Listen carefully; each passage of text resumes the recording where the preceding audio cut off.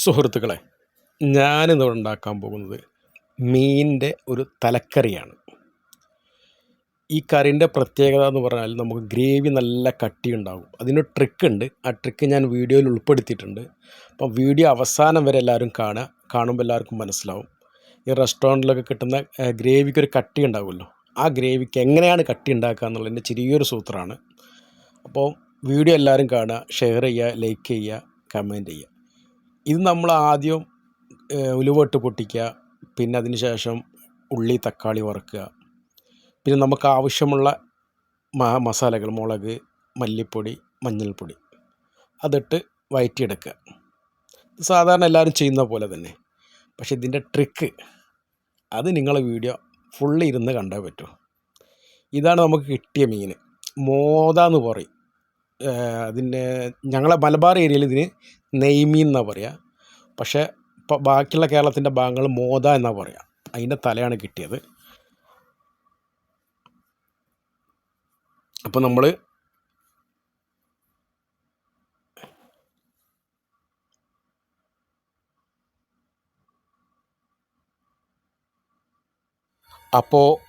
നിങ്ങളുടെ നാട്ടിൽ ഈ മീനിൻ്റെ പേരെന്താ നിങ്ങൾ കമൻറ്റ് ചെയ്യാൻ മറക്കരുത്.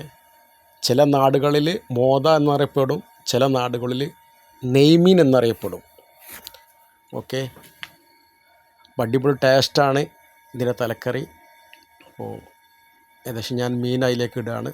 ഇത് ഓൾറെഡി കൂട്ടി ഞാനിതിലിട്ടിട്ടുണ്ട്. അപ്പോൾ അതിൻ്റെ വീഡിയോ ഞാൻ ലാസ്റ്റിലേക്ക് കൊടുത്തിട്ടുണ്ട്.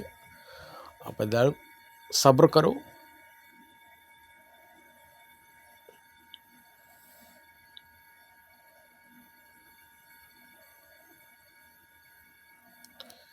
ഗ്രേവി കണ്ടില്ല, കട്ടി.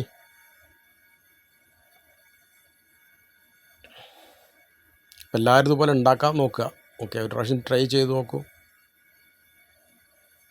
ഇതൊരു 10 പേർക്കുള്ള കറിയാണ്.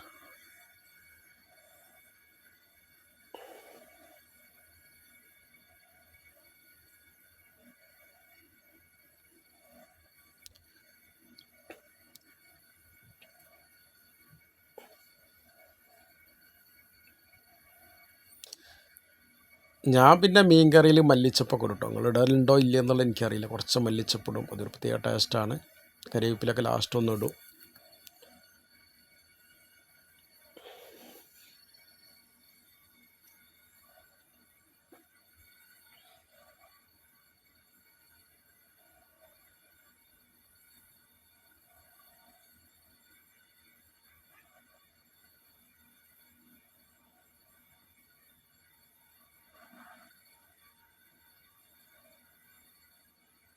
പിന്നെ കുറച്ച് പച്ച വെളിച്ചെണ്ണ ഒഴിക്കും കേട്ടോ.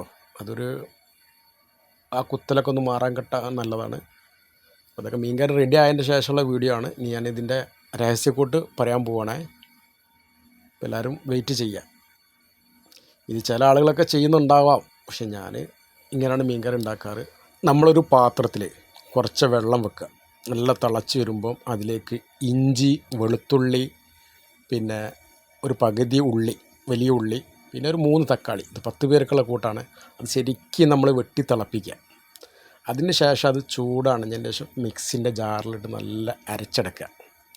ആ അരവ് നമ്മൾ ഇതിലേക്ക് ഒഴിച്ച് കഴിഞ്ഞാണ്ടല്ലോ ഗ്രേവിക്ക് നല്ല കട്ടിയാണ്. അപ്പോൾ നിങ്ങളിതുപോലെ ചെയ്തു നോക്കുക.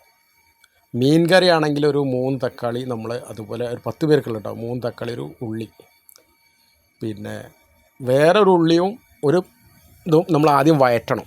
അതിലാണ് ആ വഴറ്റുന്നതിലാണ് നമ്മൾ സാധാ ചേർക്കേണ്ട മസാലകളൊക്കെ ചേർക്കുക.